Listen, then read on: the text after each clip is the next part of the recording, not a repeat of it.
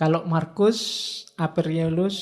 Aurelius, ya beberapa potongan dari tulisannya,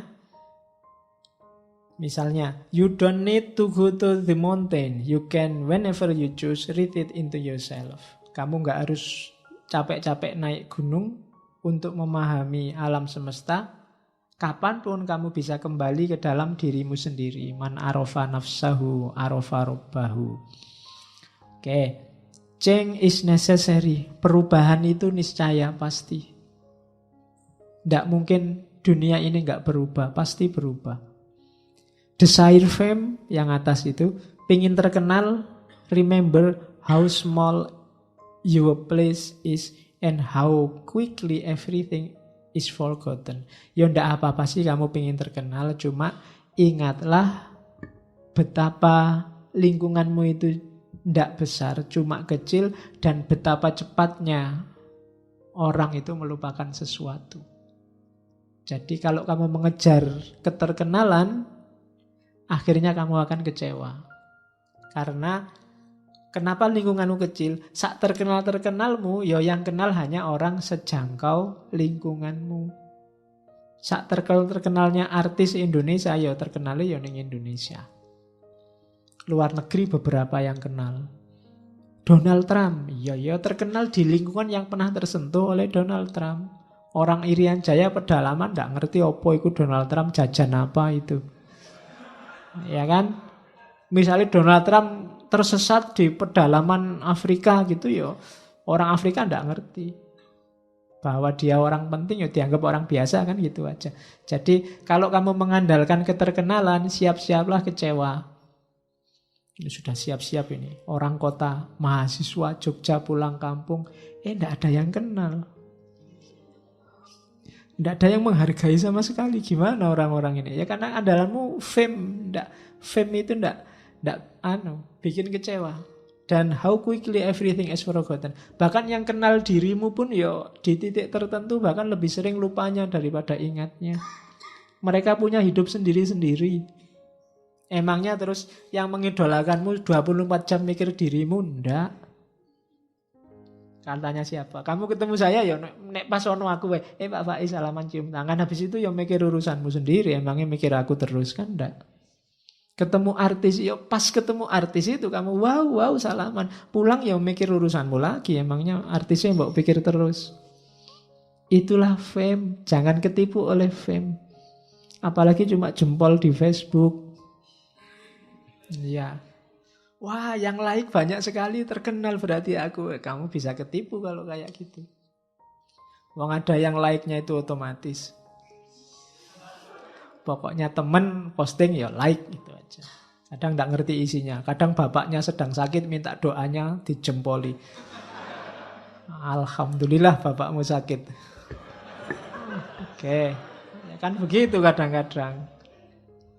Terus renew your spirit. Perbarui semangatmu.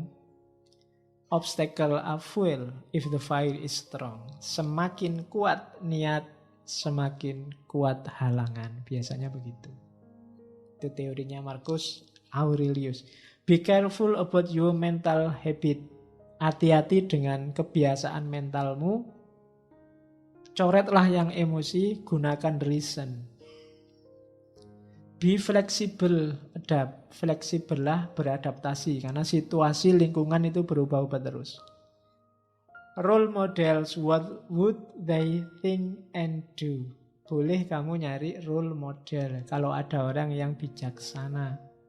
Kira-kira kalau kamu mengidolakan Nabi Muhammad, boleh. Kira-kira kalau ada kasus gini Nabi Muhammad kayak gimana ya responnya? Dia senyum apa ngamuk, apa ngepruk-ngepruk, apa. Nah itu role model. Boleh idolamu. Pak Yaiku kalau ada kasus gini gimana ya? Boleh. Itu shortcut untuk lebih mudah ketemu solusi. Terus ya, ada yang dikurungi itu very little is necessary for a happy life. Justru kamu menemukan hidup yang bahagia dalam kemampuanmu membatasi keinginan, membatasi cita-cita, membatasi hasrat, nyari dikit-dikit aja. Ketika nyarimu banyak, biasanya kamu akan kecewa. Semakin macam-macam dan banyak keinginanmu, semakin jauh kamu dari kebahagiaan. Itu Markus. Oke. Everything we hear is an opinion, not a fact. Everything we see is a perspective, not the truth. Ini penting menurut saya untuk kehidupan kita hari ini yang diserbu habis-habisan oleh informasi yang tidak jelas.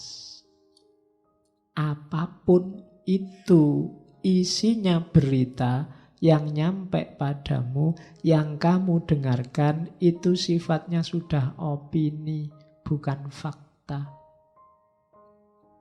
Ada orang cerita, Pak, bla bla bla bla. Itu sudah opini orang yang cerita. Sudah bukan faktanya. Everything we see is a perspective, not the truth. Apapun yang kamu lihat, itu sudah perspektif, sudut pandang. Paling tidak sudut pandangmu. Bukan kebenaran. Kalau kamu pro itu, yang kamu lihat jadinya baik. Tapi kalau kamu anti itu, yang kamu lihat jelek.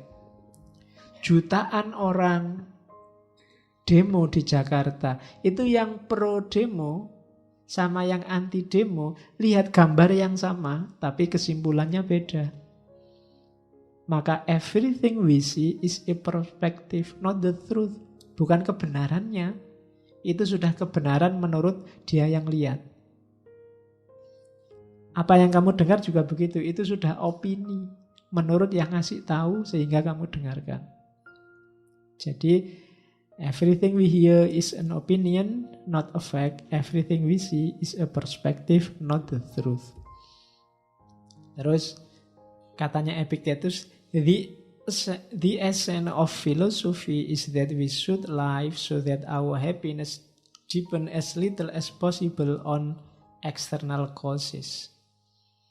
Semua kajian filsafat, renungan filsafat itu sebenarnya esensinya adalah bagaimana caranya kebahagiaan kita tidak lagi banyak bergantung pada hal-hal lain di luar diri kita. Jadi katanya Epictetus, kita belajar filsafat itu intinya satu, kita merasa bahagia dengan kondisi kita, situasi kita hari ini. Tanpa harus memimpikan yang di luar jangkauan kita, sebab-sebab dari luar diri kita. Semakin dalam filsafatmu, harusnya kamu semakin bahagia dan semakin mandiri. Harusnya. Karena esensinya filsafat ada di situ. Ketidaktergantunganmu pada orang lain. Pada hal-hal lain di luar dirimu. Kamu puas saja dengan kondisimu saat ini. Gak menuntut apa-apa. Itu berarti ilmumu sudah dalam. Katanya Epictetus. Wawasanmu sudah luas. Kamu ngerti yang esensial dalam hidupmu. Yang inti. Ini sering disampaikan penceramah. Makanya tak kutipkan di sini.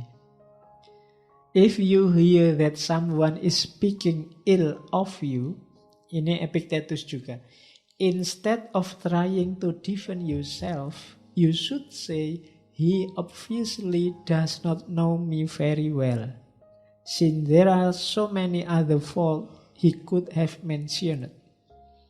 Kalau kamu dengar orang ngomong jelek tentang dirimu, daripada kamu mati-matian membela diri, harusnya kamu berkata, sebenarnya dia tidak mengenalku dengan baik. Karena ada banyak hal lain yang keliru, yang jelek, yang bisa dia sebutkan. Neng daerah ngerti. Ya setiap orang kan menyembunyikan kejelekannya sendiri-sendiri. Yang diketahui orang kan cuma sedikit. Ngaku atau kamu tidak ngaku. Kalau ada orang ngomong jelek, gak usah kamu mati-matian bela. Dia tidak ngerti aku. Kenapa nggak ngerti kamu? Karena kejelekanku yang lain banyak. Dia ngertinya cuma itu aja. Jadi kalau ada orang ngomong jelek, kamu nggak harus tersinggung. Wah, kasihan dia. Kenapa? Dia nggak ngerti aku ngomongnya begitu. Lah terus kamu gimana? Aku jauh lebih banyak jeleknya daripada itu. Nah, kalau gitu kan nggak jadi tawuran. Kamu nggak harus terus tak balas, kamu jeleknya apa kok ngomong aku jelek, kan biasanya begitu.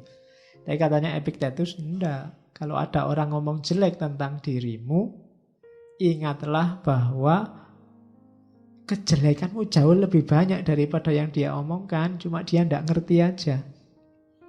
Siapapun orangnya. Nah, itu maunya Epictetus. Ya, ini banyak terjadi. It is impossible for a man to learn what he think he already know.